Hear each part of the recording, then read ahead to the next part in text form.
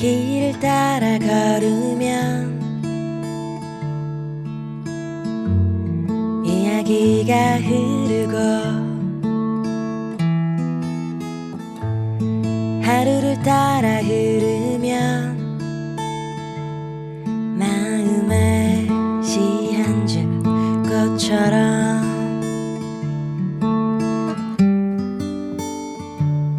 아래에서 들려오는 단조롭고 황량한 파도 소리는 우리를 기다리는 안식, 영원한 잠에 관한 이야기를 들려주었다. 아직 얇다도 오래 안다도 없었을 때도 이렇게 소리를 냈을 것이고 지금도 소리내고 있으며 우리가 존재하지 않을 그때에도 이렇게 무심하고 황량한 소리를 낼 것이다. 안톤 체홉의 개를 데리고 다니는 여인에서 한 문장을 읽어드렸습니다. 저는 문장의 소리 DJ 김민정입니다.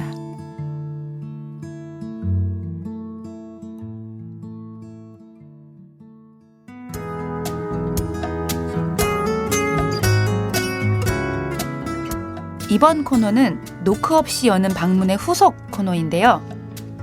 앞선 노크 없이 여는 방문이 이 문장의 소리 구성을 맡고 있는 강지혜 시인의 시작 노트로 그간 꾸며졌다면 새롭게 개편된 다락방의 꿀단지에서는 보다 많은 작가들의 창작 노트를 들려드리려고 합니다. 창작 노트 기대가 좀 많이 되시죠? 저 역시도 그런데요. 그 첫 번째 시간은 김현 시인의 창작 노트입니다. 시간에 관하여 생각한다. 슬픔에게 인어를 주자라는 문장을 적은 지 54일이 지났다. 여기서부터 자연입니다. 라는 문장을 적은 건 66일 전의 일이다. 수련의 수는 물수가 아니라 잠잘 수라고 한다. 밤이면 물 위에서 잠자는 꽃. 수련의 꽃말 중에는 청순한 마음도 있다. 라는 문장은 85일 전에 피었다. 100하루일 전에는 나는 어떻게 지워질 수 있나요? 라는 문장이 발생했다. 이 모든 이야기와 이 모든 시간이 한 공간에 자리하고 움직인다. 부유한다. 그 시간의 부은, 그 겹들이 지금의 시를 이루어가는 목소리다. 목소리는 언제부터 언제까지 시간의 손가락일까? 설명할 수 없지만 손가락이 하고 얇게 길어지고 있다. 밤이다. 얼마 전에 또 첫 시집을 출간을 했죠. 김현 시인의 창작 노트였습니다.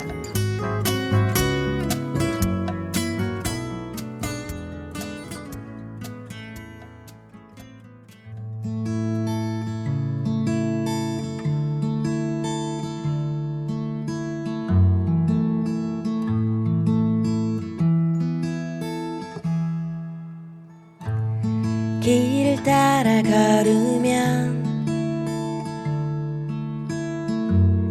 이야기가 흐르고 하루를 따라 흐르면 마음에 시 한 줄 꽃처럼 살며시 피어날 거야. 노래가 되어줄 거야. 당신을 안아주겠지. 그러니 귀 기울여봐.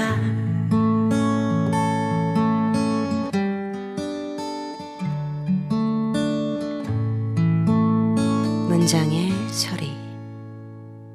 제가 진행하게 된 첫 번째 작가의 방에 찾아와 주신 손님이 한 분 계세요. 지금 제 옆에 신간이 한 권 놓여 있고요. 제목은 히스테리아라는 라는 제목의 시집입니다. 김희듬 시인 나오셨습니다. 안녕하세요. 안녕하세요. 언니 오랜만이에요. 네, 정말 오랜만이에요. 제가 사심 방송으로 생각을 하고 선생님, 뭐 시인 이런 게 너무 낯설어서 평소대로 자연스럽게 언니라는 호칭으로 오늘 방송을 좀 해보려고 하는데 일단 저야 뭐 언니와 오랜 시간 동안 언니가 어떻게 살아왔는지를 좀 알지만 이 방송을 처음 듣는 분들이 또 계실 것 같아서 김희듬 시인에 대해서 잠시 소개를 좀 드리도록 하겠습니다. 김희듬 시인은 2001년 포에지로 등단한 이후에 시집을 지금까지 5권을 펴내셨어요. 네. 별 모양의 얼룩, 명랑하라 판파탈, 말할 수 없는 애인, 베를린 달렘의 노래, 그리고 이번에 나온 히스테리아가 있고 또 장편 소설을 또 한 권 내셨잖아요. 블러드 시스터즈라는 장편 소설을 또 출간을 하신 적이 있고 상복이 또 유난히 좀 있으세요. 그죠? 네. 시와세계 작품상, 김달진 창원문학상, 올해의 좋은 시상 등을 수상하셨습니다. 그리고 이번에 이제 5번째 시집인 히스테리아를 출간을 하셨는데 먼저 이 방송을 듣고 계시는 청취자 여러분들한테 인사를 좀 해주세요. 네, 안녕하세요. 문장의 소리를 통해 처음 인사드리게 되었네요. 예, 제 이름은 김희듬이고요. 시를 쓰고 있습니다. 그리고 김민정 시인 이번에 그 진행을 맡게 된 거 축하드리고요. 예. 축하받을 일을 맡겠죠. 네. 네, 이렇게 헤드폰 쓰고 있는 거 잘 어울려요. 머리통 커 보이죠, 언니? 네. 어떠세요? 5번째 시집이라는 게 사실 저는 2권밖에 시집이 없어가지고 5권 정도 되면 어떤 마음일지 짐작이 안 되거든요. 글쎄 좀 마음이 꽤 무겁고 이상하게 책임감도 들고 그러네요. 무거우세요, 마음이? 예, 멋모르고 그 책을 냈을 때는 후련하고 기쁘기도 하고 또 뭐 양가적으로 뭐 부끄럽고 슬프고 우울하고 그런 점이 있었는데 이번 시집 같은 경우는 좀 책임을 져야 될 것 같은 느낌? 네. 저는 이제 언니 시집을 받아서 어디서 읽었는지 제가 말씀드려 볼까요? 네. 저는 꼭 욕조에 물을 받고 이 시집을 들고 들어가서 욕조에서 다 읽었어요. 무슨 짓이에요? 그러니까 앞선 시집들은 되게 이렇게 집중이 차렷하는 자세로 좀 봤다면 이번 시집은 몸의 리듬을 제가 되게 많이 느꼈어요. 그러니까 되게 편안한 물속의 상태에서 이렇게 단어들도 이렇게 흐물흐물 이렇게 막 퍼지는 느낌? 약간 묘하게 욕조에 몸을 담그고 싶을 때 언니 시집을 꼭 찾아서 제가 들어갔던 변태스러운 짓인가요? 아, 특이하고. 네. 이제 저 말고도 이제 그런 질문들을 좀 하셨던 것 같은데, 이를테면 좀 성적인 담론이랄까? 뭐, 또 특히 매력적이고 좀 세련된 담화의 발화의 방식이 좀 있다는 생각이 좀 드는데, 사실 뭐 이런 소재들이 몸에 잘 익으니까 또 쓰시기도 하는 거지만 특별히 어떤 이런 소재를 자주 사용하시는 이유가 있는지. 저는 쓸 때는 몰랐는데 시집 내고 나서 그런 얘기들을 듣고 나서 시집을 이렇게 저도 독자 입장에서 읽어보니까 아, 이런 얘기를 들을 만하구나 그렇게 생각을 하기도 했는데요. 그래서 뭐 성에 대한 광적인 집착이 있다고 오해하는 사람도 있을 텐데 네. 그런 건 아니고 오히려 결핍이 더 있는 것 같아요.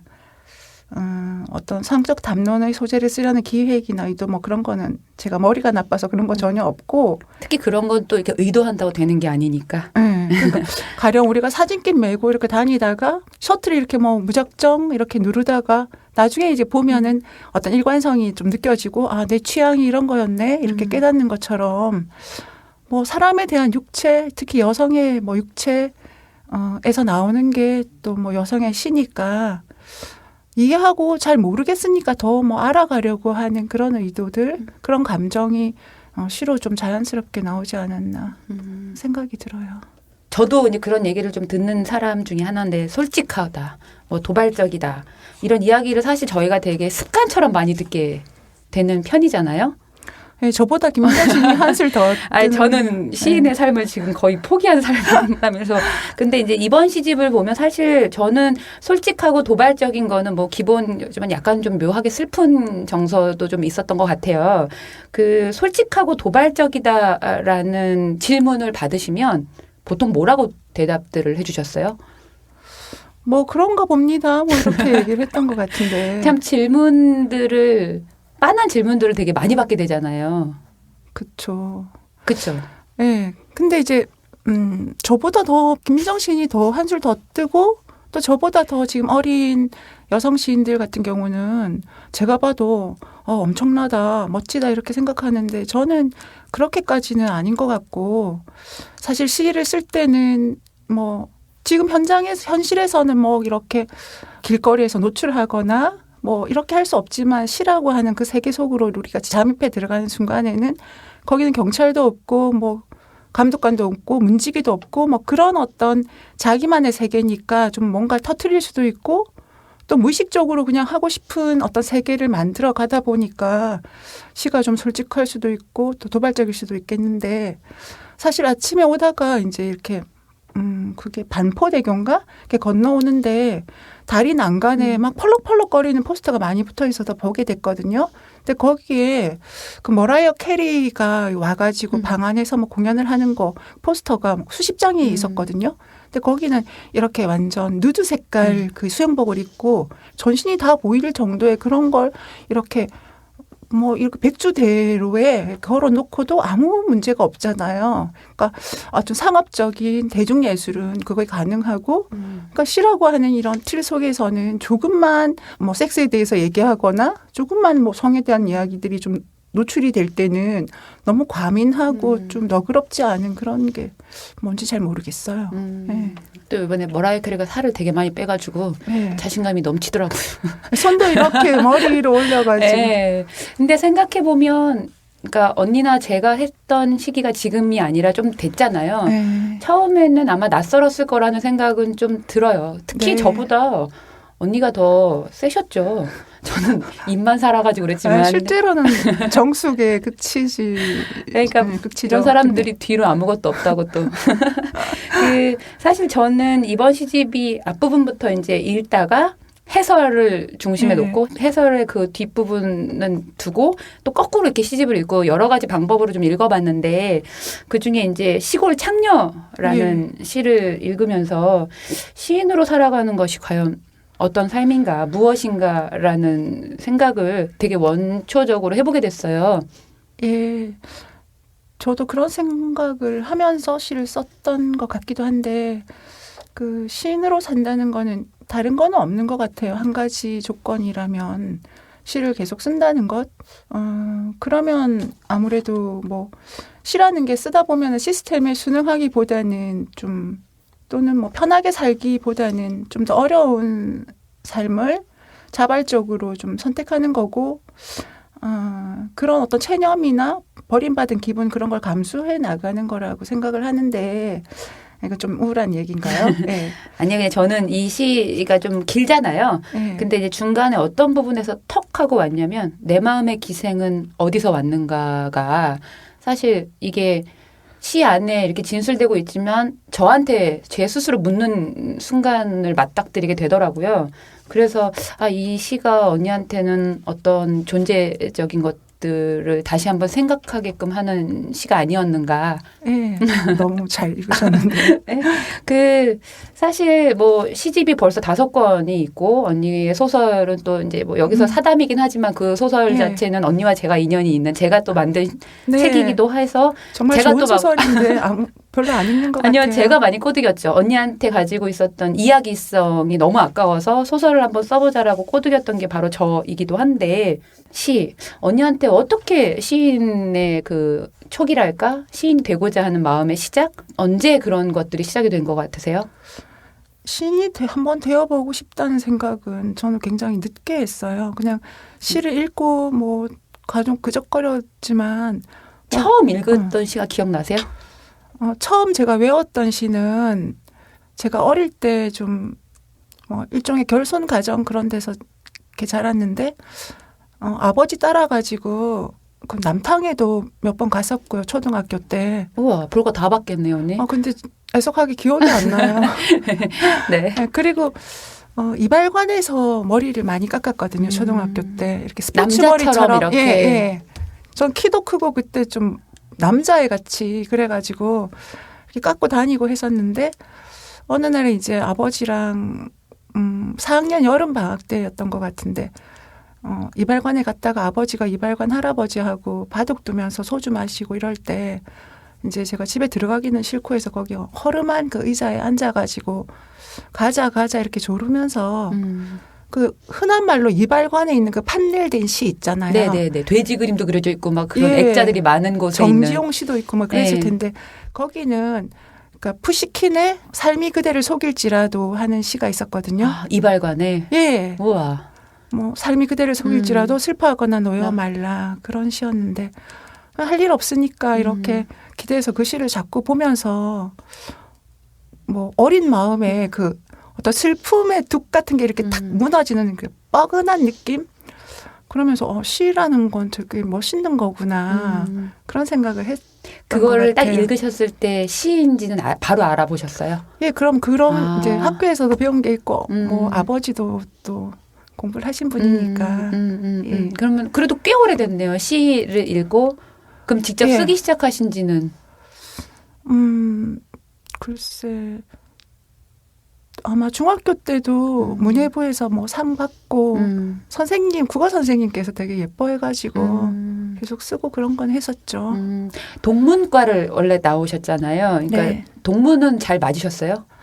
예전에 이제 중고등학교 다닐 때 친구들이 이렇게 가수 판넬 이런 거 가지고 다니잖아요. 근데 저는 그때 뭐 헤르만 헤세 사진 이런 거 코팅해서 다니고 되게 막 파우스트 이런 거 읽으면 애들이 막 나 멋있어 하고 이래가지고 그 재미로 좀 근데 독일 문학 쪽이 북유럽 쪽 문학이 저한테 되게 맞았어요. 음울하고 또 그 제가 왜 대기하는. 독일 얘기를 물어봤냐면 2012년에 그 왜 한국문화예술위원회에서 독일 보내는 예. 프로그램이 있어서 갔다 오셨잖아요. 그 레지던스 프로그램이 있으셔가지고. 근데 예. 사실 저도 그런데 한번 가고 싶은데 언어에 대한 두려움도 있고. 아, 근데 이제 동문과를 나오셨고 독어를 좀 할 줄 아는 상태에서 독일을 갔을 때 기분이 어떤지 그리고 또 예. 현지에서 이제 뭐 낭독회도 하시고 이제 예. 한국 문학을 사랑하는 독일 사람들도 이렇게 만나게 되잖아요. 그 예. 얘기를 좀 해주세요. 진짜 궁금한데.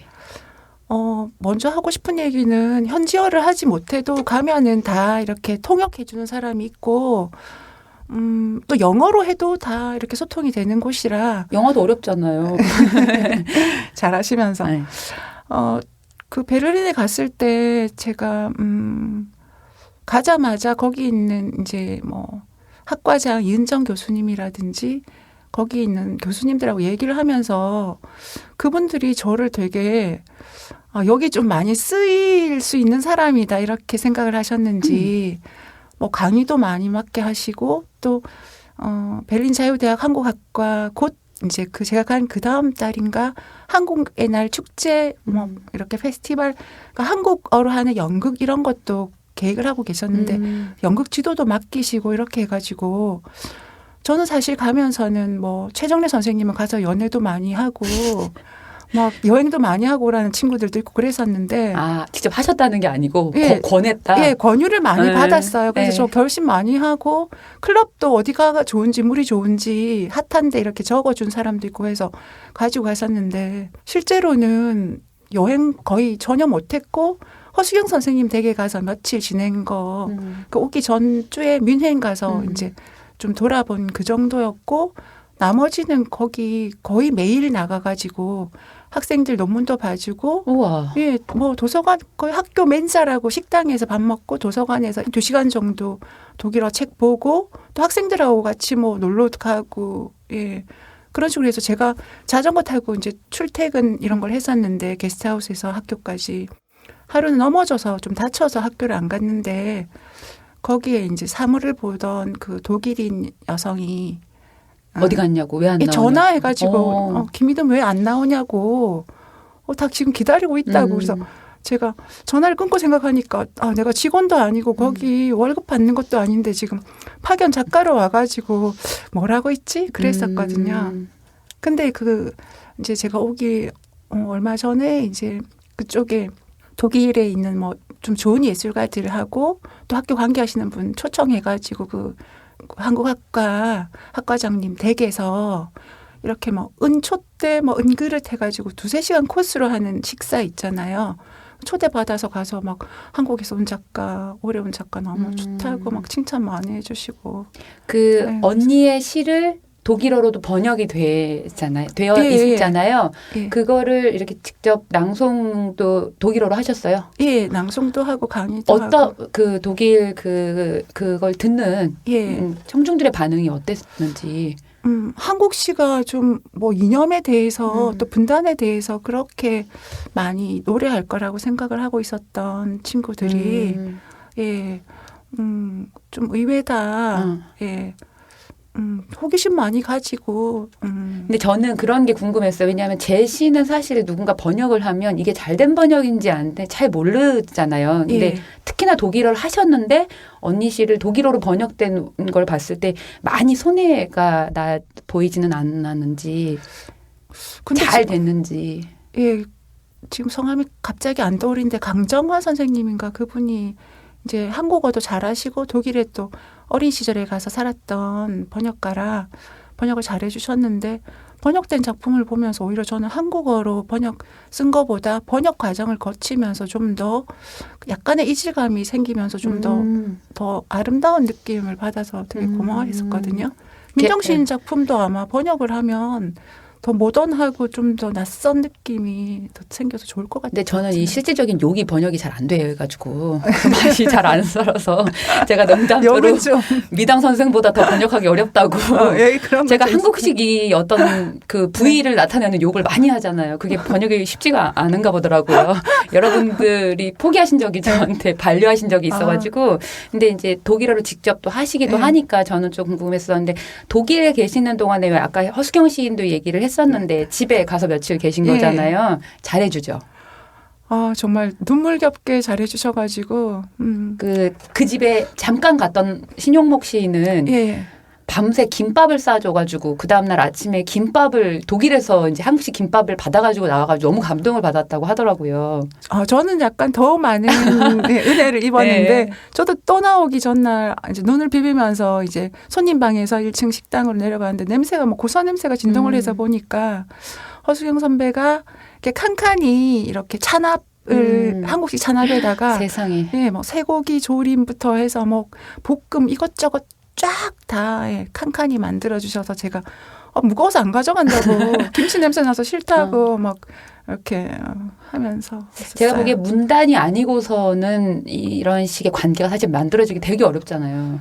저는 허수경 선배님한테 간다는 얘기를 하지 않았거든요. 왜냐하면 독일 이쪽 가는 사람마다 다 연락을 하면 가는 사람이 한 사람이지만 맞이하는 사람은 일상이 좀 파괴될 수도 있겠다 싶어가지고 근데 김민정 시인이 벌써 이메일을 보냈다고.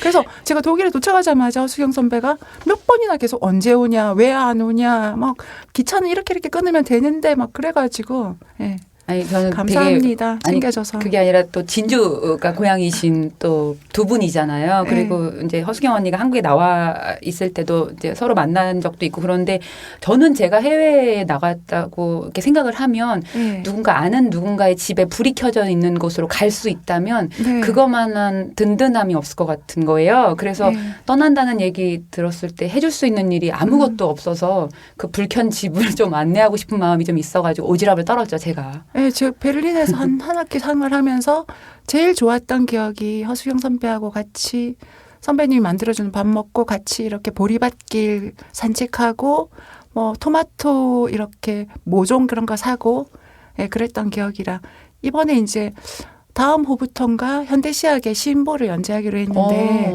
이제 첫 번째 대상하는 시인이 사랑하는 시인이 허수경 시인으로 예, 썼습니다. 주로 생계를 네.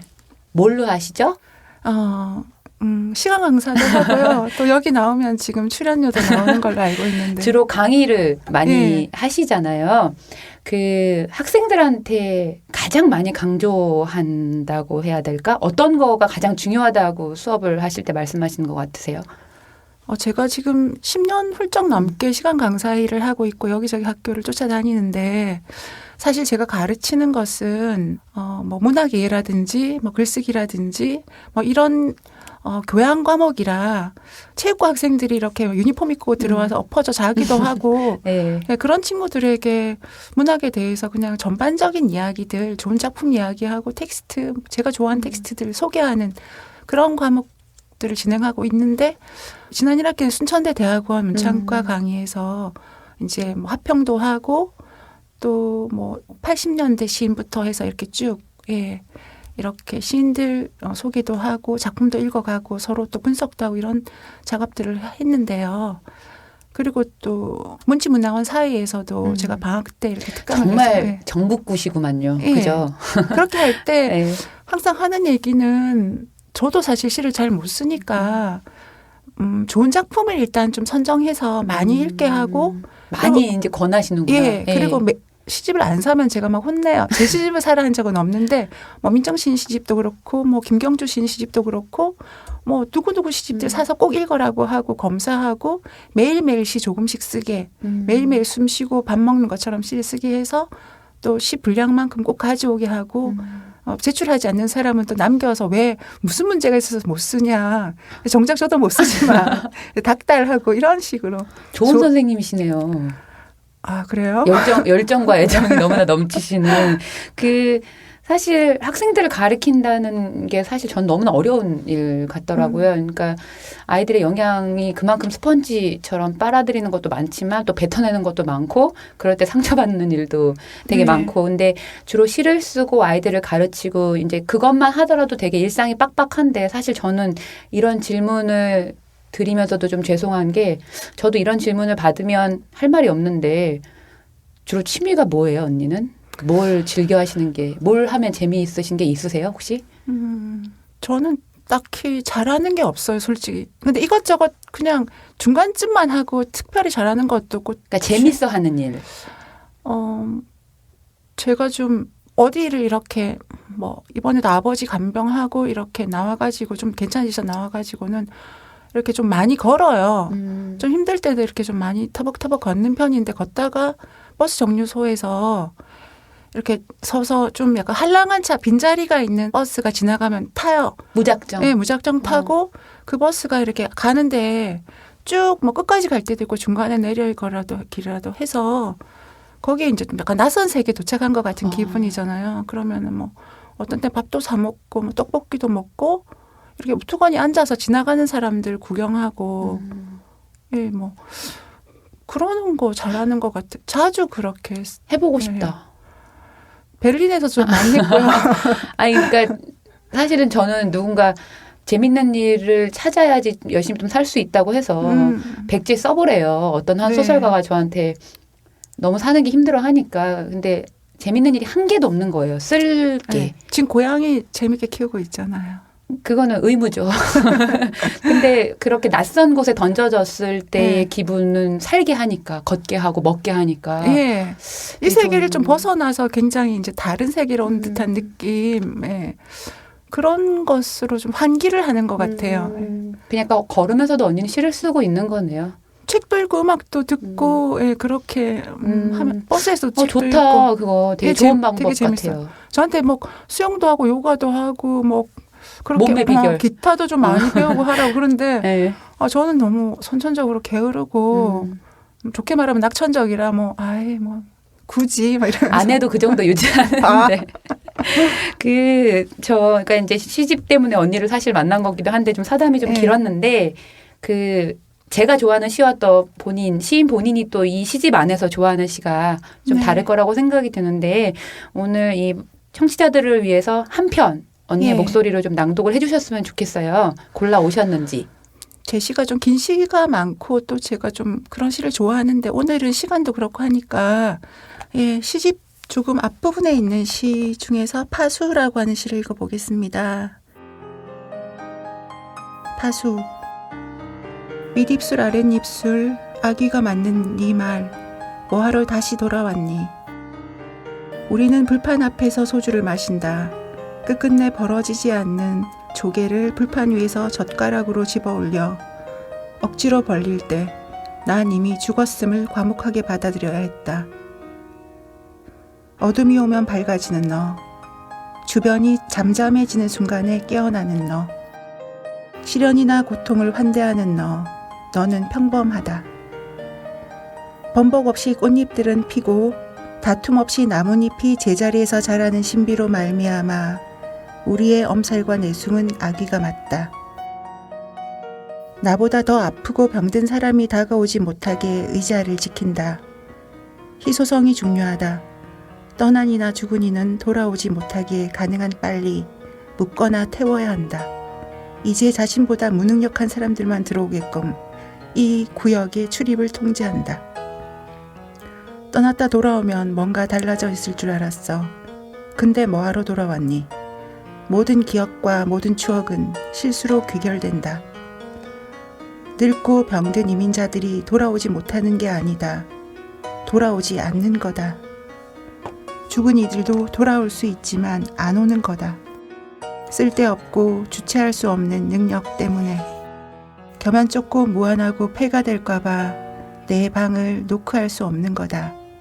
추방이라고 말하기 뭐하지만 환송 파티에 마지막 의뢰까지 마친 마당에. 저는 이번 시집에서 피해 10일간도 좋고 뭐 못도 좋고 했는데 놀라운 게 뭐냐면 제가 평소에 너무나 일상적으로 이렇게 풀어놨던 단어들이 있잖아요. 언니가 시를 쓰거나 언니가 시를 읽으면 그 단어들이 다 이렇게 올라오는 묘한 경험을 하게 돼요. 일상어들이 문학적인 새로움으로 튀어오른다는 것만으로도 큰 자극이 되는. 저한테 못 같은 시도 그랬거든요. 그러니까 제가 이렇게 마주 앉아서 이렇게 가까이 둘이서 이렇게 있는 자리에서 낭독하는 거를 처음 들었잖아요. 어쩌 이렇게 우리말, 우리 단어, 시어라고 하는 것들이 이렇게 내 귀에 와서 꽂힐까. 그거는 되게 놀라운 떨림으로 저한테 왔던 것 같아요. 감사합니다. 제 시를 좋아해주는 시인이나 독자가 저는 거의 별로 없다고 생각하는 무슨 거든요. 그런 말씀을. 사실 주변에 이제 해설을 쓴 조재룡 선생님도 그렇지만 사실 복이 없다고 할 수 없어요. 복이 많은 시인 중에 한 명이라고 저는 감히 생각을 하는데 다수보다 소수의 그런 좋은 사람이 좋은 것 같아요. 언니 사랑하는 사람들이 많죠. 일반 독자들도 참 많고. 그런데 앞으로 언니가 이제 또 계속 시를 써야 되는 거잖아요. 앞으로 어떤 계획을 또 갖고 계신지 올해가 얼마 안 남았지만 큰 계획과 작은 계획이 있으시다면 이사를 조금 생각하고 있긴 한데. 네. 정말 올라오실 건가요? 그건 아직 모르겠고 제가 좀 그래도 지역과 변두리를 지켜야 되지 않나 그런 생각을 하고 있고요. 네. 그리고 제가 등단한 지 지금 10년 좀 훌쩍 넘어가죠. 근데 이제 산문집을 내자고 하는 출판사가 2군데 정도 있는데 인기 많으시다. 그건 아니고. 네. 근데 지금 산문집 원고를 이제 넘겨서 계획 같으면은 연말에 내야 되는데 잘 모르겠어요. 원고가 지금 손에 잡힐지 안 잡힐지. 어쨌든 조바심 내지 않고 책이 흘러 넘치는 이 시대에 제가 굳이 한몫하지 않아도 되지 않나 하고 조금 쉬어가고 싶다는 생각을 하고 있습니다. 예. 좀 쉬는. 예, 좀 쉬고. 네. 좀 밥도 많이 먹고 그렇게 하는 게 제 계획이에요. 거의 얘기가 마무리되고 있는데 지난 여름을 원주에서 보내셨잖아요. 네. 올 한 해에 즐거웠던 추억 중에 하나세요? 네, 원주 너무 재밌었어요. 그러니까 저는 사실 글을 쓴다고 이렇게 지역을 다녀본 적이 단 한 번도 없었던 터라 그쵸. 작가들끼리 엉켜서 이렇게 같이 글도 쓰고 술도 마시고 하는 경험을 많이 해보지를 못해서 그래서 왜 원주같이럼 이렇게 작가들이 모여있는 공간에서는 어떤 시들이 나올까 그것들이 이제 어떤 결과물로도 이제 나오게 될 텐데 그래서 제가 이제 계획을 한번 여쭤봤던 거고 혹시 이건 제가 이제 앞으로 공식적으로들 다 여쭤보려고 하는 건데 지금 어떤 책을 읽고 계세요? 지금 키냐르를 다시 읽고 있는데 그러니까 어둠 속에서 글을 써가는 그것이 무엇인지 그래서 제가 좀 좋아하는 작가라서 읽고 있고 또 이성복 선생님의 대담집 나왔다고 해서 그거는 이제 지금 주문해놨거든요. 대담민 중에 한 분이시잖아요. 근데 주문하시면 어떻게 해요? 받으셔야지.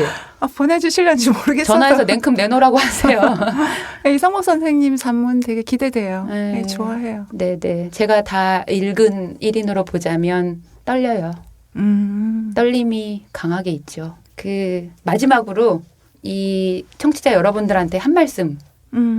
지금까지 제 부족한 목소리와 또 이야기를 들어주셔서 감사하고요. 가을에 좀 너그럽게 외로움과 허물을 받아들이고 너그럽게. 예, 저한테도 하는 얘기고 청취자분들께도 말씀드리는 건데요. 깊어가는 가을에 절망하지 말고 씩씩하게 잘 견디시기 바랍니다. 감사합니다. 저한테도 해주시는 말씀이시죠? 그럼요. 감사합니다. 그 정신없이 얘기를 하다 보니까 시간이 벌써 끝맺을 시간이 되었는데요. 그 저의 첫 게스트셔서 제가 아마 죽을 때까지 기억에 남을 듯하고 또 너무 든든한 마음이 컸고요. 그 앞으로는 너무 좋은 시와 더 좋은 산문과 또 미래의 어떤 장편 소설을 기대하면서 오늘은 인사를 여기까지 하고 나누는 걸로 하겠습니다. 감사합니다. 네, 불러주셔서 감사합니다. 안녕히 계세요.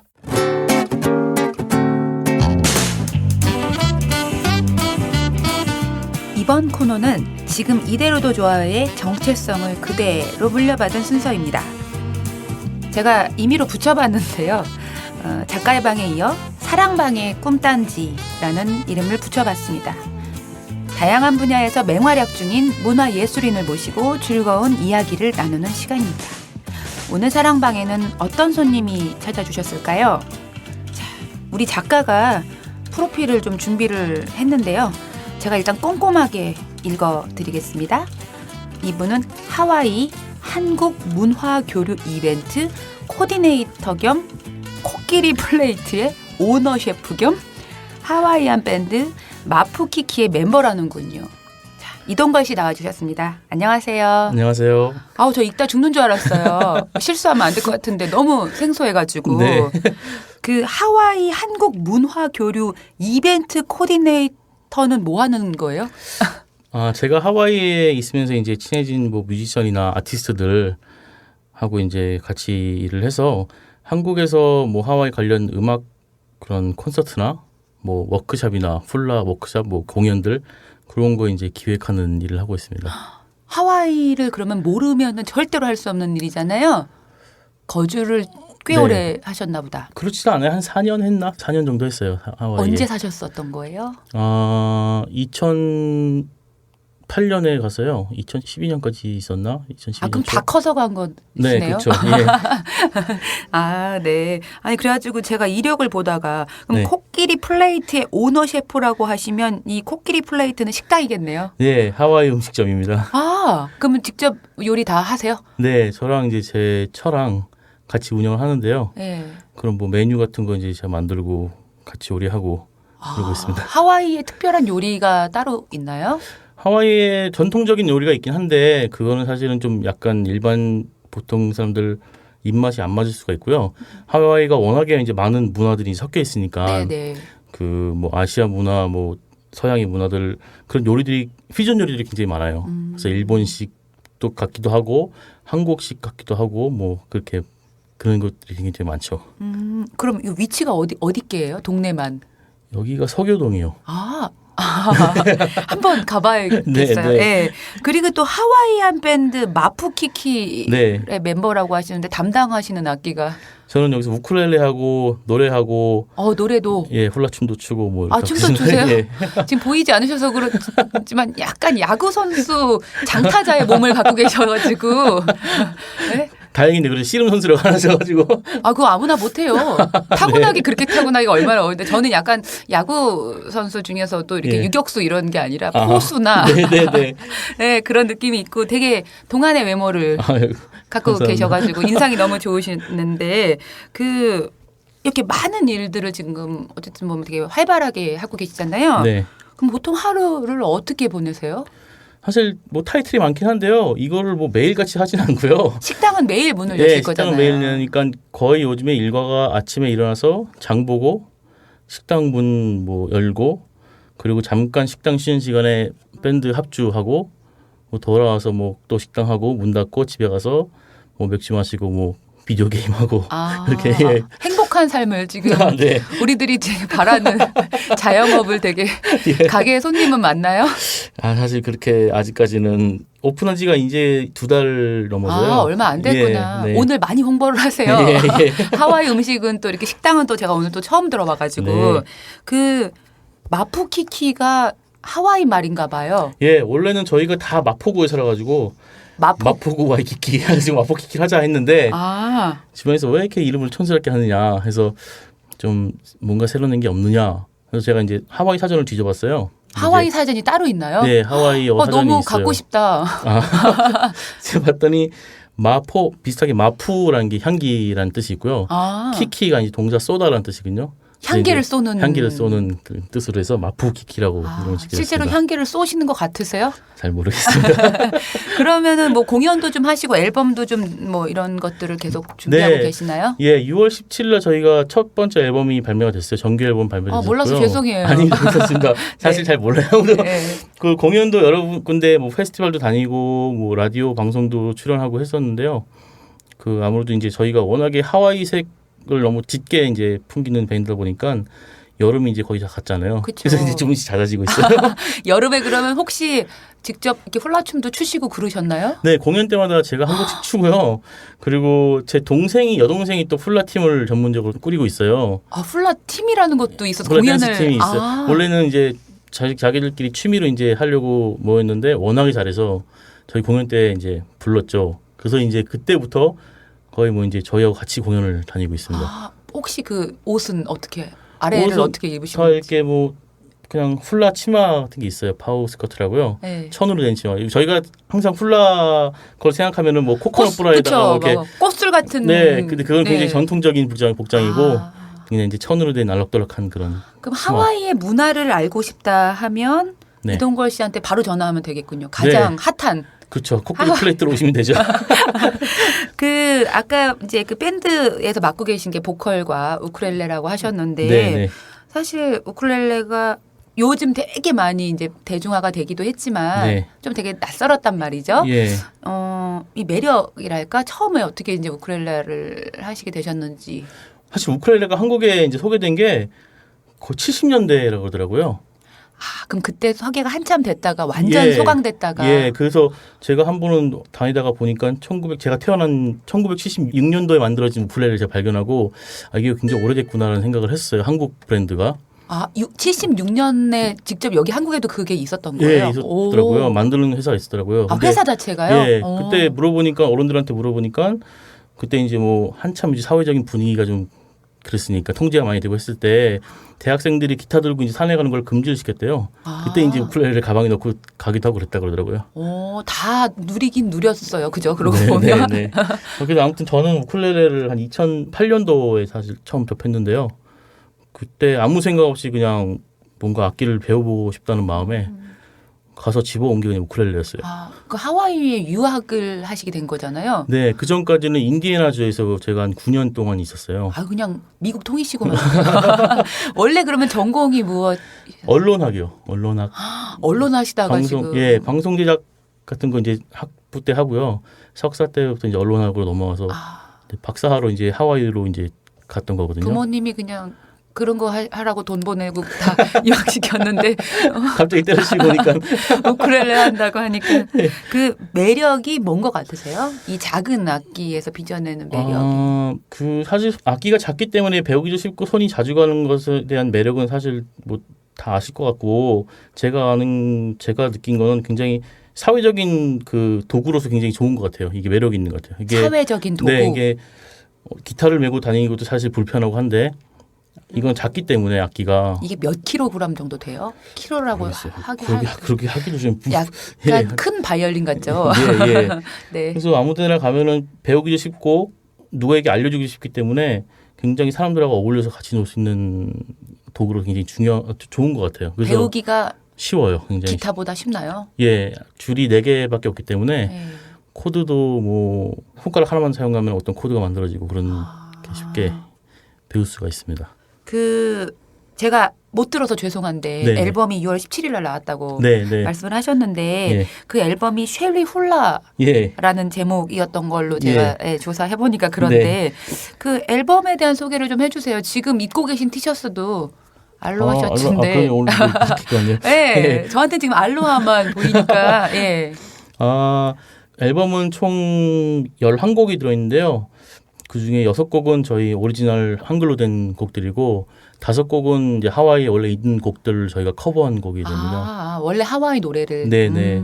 그래서 보통 그럴 땐 저작권을 어떻게 해결해요? 저작권은 다 이제 해결을 해야죠. 연락해서 하고 또 하와이에 또 이제 뮤지션 친구들도 있으니까 통해서 이렇게 뭐 허락도 받고 그 오리지널 곡 6곡 중에는 그 전에 발표됐던 뭐 저희 멤버 중에 멤버가 저와 조태준과 김영진으로 돼 있는데요. 네. 조태준이라는 친구가 예전에 핫지와 TJ라고 이제 밴드로 그 활동을 했던 친구예요. 그때 발표했던 곡들도 저희가 다시 리메이크를 한 것도 있고 아니면 김영진이라는 친구가 작곡가거든요. 그 친구가 이제 또 완전히 새롭게 쓴 곡들도 있고 11곡이나 이렇게 해서 네. 다양하게 수록이 되어 있네요. 예, 예. 이거 꼭 사야겠다. 이거 뭐 시중에 사기 어렵지 않나요? 아니, 다 팔고 있습니다. 네. 제가 꼭 오늘 가서 주문해서 인증할게요. 네. 여기서 지금 실례가 안 된다면 네. 연주를 조금 들어볼 수 있을까요? 네. 앨범에 들어있는 곡 말고요. 네. 다른 앨범에 걸- 들어있는 노래 이거 아니에요? 다른 곡을 준비를 해봤는데 그러면 지금 해주시는 걸 듣고 싶으면 이걸 무한 반복해서 들어야겠네요. 그렇죠. 앨범도 아니면. 예. 네. 그러면은 어떤 제목인지. 포하이 케알로하라는 하와이 노래입니다. 발음을 그렇게 하시면 저는 죽어요. 포하이 케알로하. 무슨 뜻이에요? 그 우리를 둘러싸고 있는 뭐 사랑 이런 뜻입니다. 어머 되게 시적이네요. 예, 이게 하와이 노래가 사실 다 시예요. 멋지다. 예, 뭐 어떤 거 은유하고 있는 시기도 하고 굉장히 다 시로 이제 이루어져 있습니다.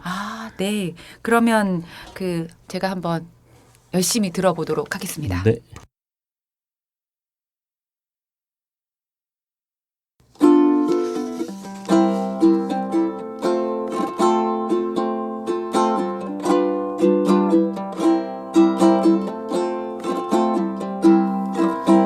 포하이 케알로하 라이 게키노 고미노 아카마이 메카바 이마카 케하 이카바이 포일란니오 블루한나 이오 파팔리나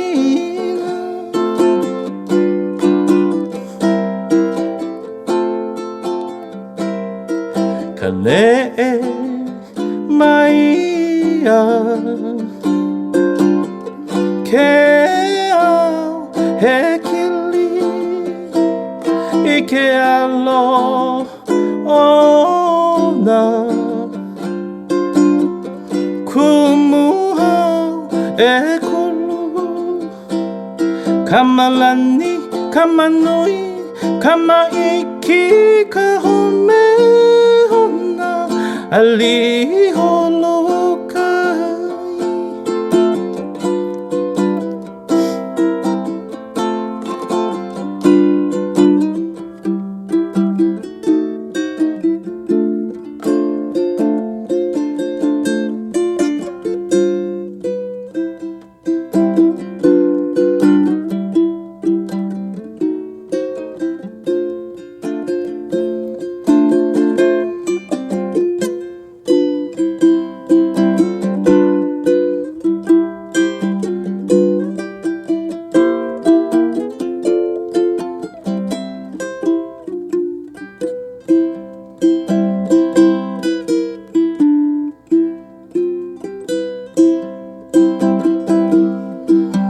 오 마이 굴란니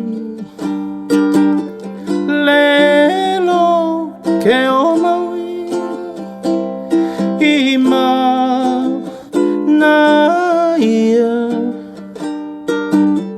메케 알로하 말리이야 이호 이카우푸카와 이 홀로 가이 개하 이 가와이 부일란니요 블루한나 이오 파파리나 가말란니 가만노이 가마이키 가홈베온나 알리 홀로 가이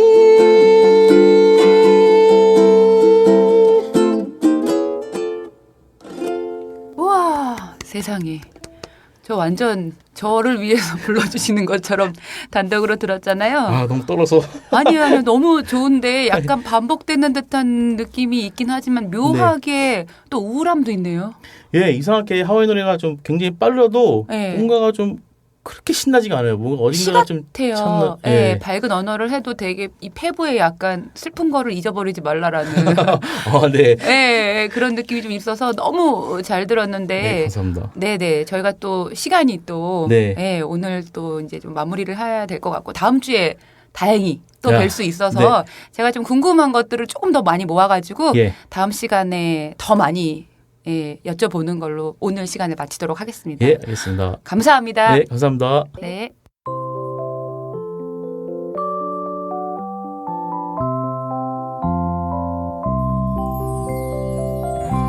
당신의 아이들은 당신 것이 아니다. 그들은 삶이 보낸 선물이다. 그들은 당신이 꿈에서도 가지 못할 그곳으로부터 왔다. 그러니 그들을 당신처럼 만들려 하지 말고 당신이 그들처럼 되라. 레바논의 시인 칼릴 지브란의 예언자에서였습니다. 지금까지 문장의 소리 DJ 김민정이었고요. 저는 다음 시간에 또 찾아뵐게요.